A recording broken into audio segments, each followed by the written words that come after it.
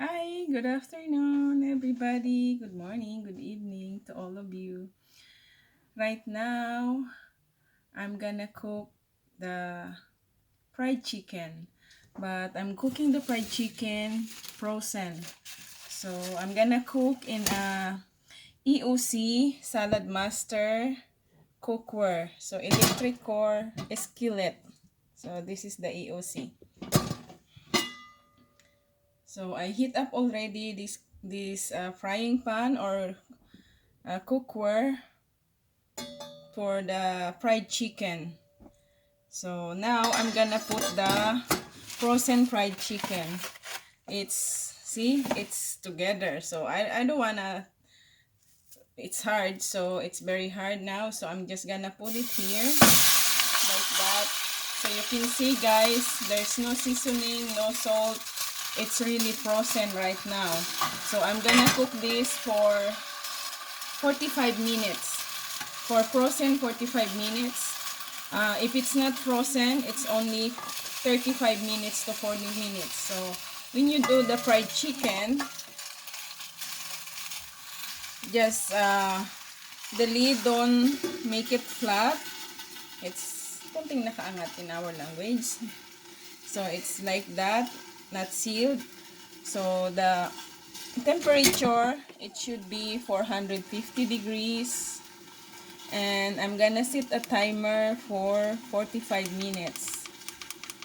So in between of 45 minutes, like in 23 minutes, you have to flip up the chicken to make it both side even, like roasted. So it's gonna be crispy. So that's how we do the fried chicken without using oil and salt or nothing else, no seasoning. So it's the healthy purposes. You see, I didn't put any oil in the skillet. So that's how I cook the fried chicken without oil. Now I'm gonna cut the vegetable for cooking pancit. I'm gonna cook pancit in the same cookware where I cook the fried chicken. So I have to cut the vegetable for pancit in my Saladmaster machine. This is my Saladmaster machine.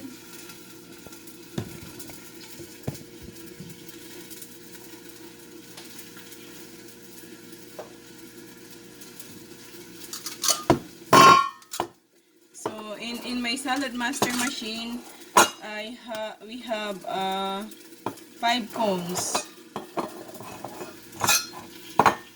I'm gonna show you how to use the 5 cones. So this is the first cone that you can shred the vegetables for cake, cheese, or for atsara. And this is the cone number 2 that you can shred the vegetable for pancit or fried noodles. Cone number 3, you can shred your french fries if you like french fries. Number 4, you can cut your potato chips. I'm gonna show you how to cut in this, and this is the 5 cones. Number 5 cones, the potato chips with design. So I'm gonna show you everything.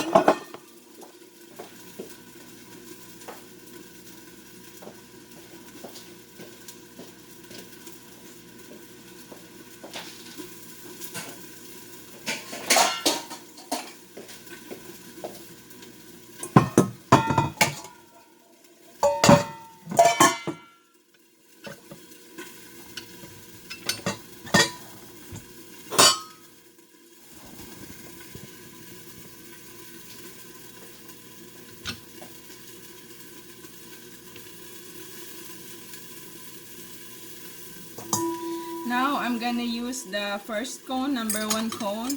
So when you attach, just clockwise, turn it clockwise, the handle, this handle. And if you wanna remove take off this cones, you just counterclockwise. It's easy. Putting it and removing it.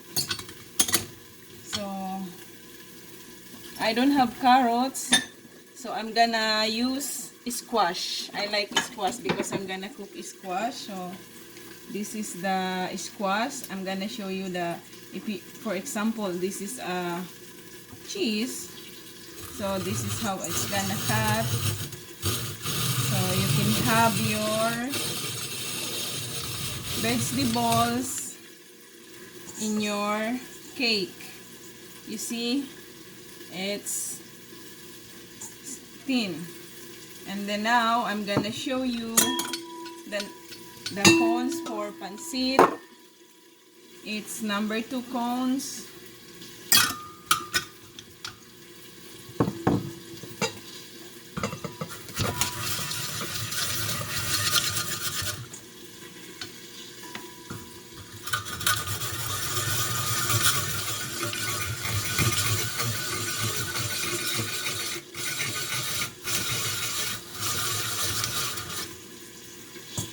So now, this is the vegetables for pancit.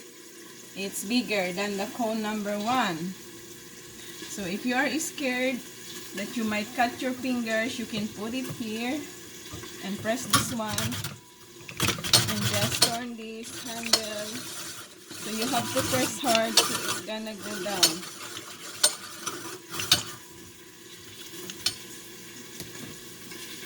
And I'm gonna show you for the cone number 3.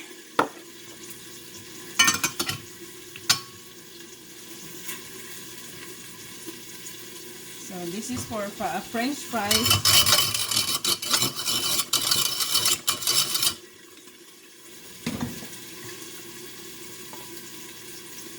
Now you have a French fries cut. For the cone number 4, it's a potato chips. Because I'm gonna cook cake, I'm gonna use apple. It's like apple cake base. So this is the apple. So now you have a potato chips.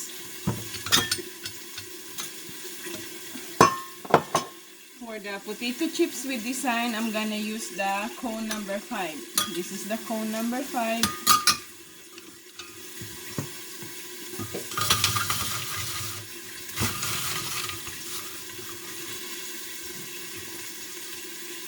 So your potato chips has a design.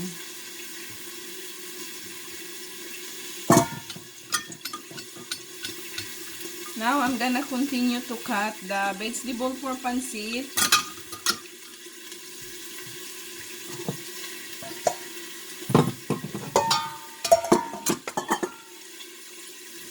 So this is the cabbage. For the cabbage, I'm gonna use the cone number 4. It's for the potato chips as well. So for the cabbage, I always put the middle, the hard part, because this one a lot of vitamins and minerals. So this is very important for our body and health. So that's how you're gonna cut here. So the middle part is cut already in thin size. So this one, you just put like this.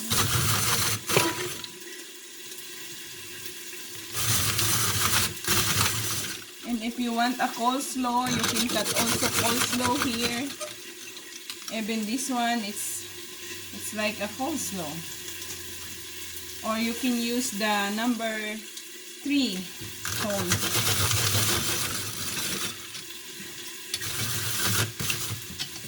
Same this one, you can put it here. And just press.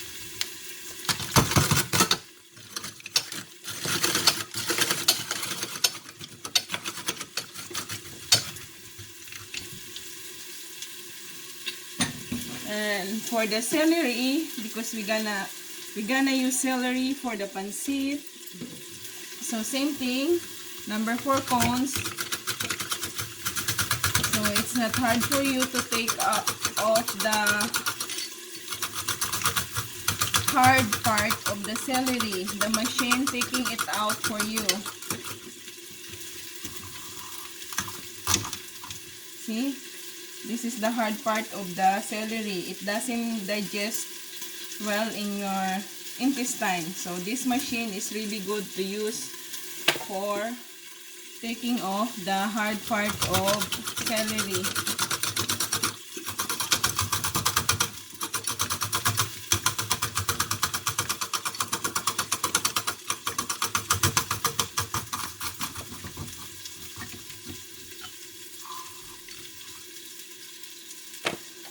And same thing for the onions. The onions, you don't have to use knife. So here in this machine, you can just cut like this. So you won't cry anymore when you are cutting the onions.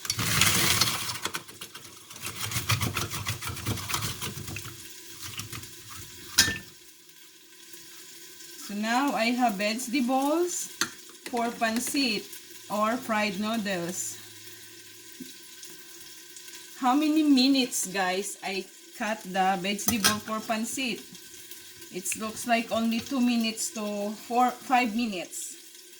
If you're gonna do your preparation for pancit or fried noodles, you're gonna be like cutting 30 minutes for the vegetable. But here in Saladmaster machine, this machine, you save 25 minutes for preparing your vegetable for pancit. And I'm gonna cook pancit in 8 minutes in the cookware. This cookware here that I'm cooking the fried chicken. This one, after fried chicken, I'm gonna use it for cooking pancit in 8 or 10 minutes. So that's how I prepare pancit.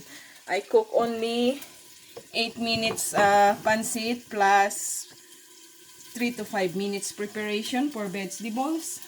So I save a lot of time.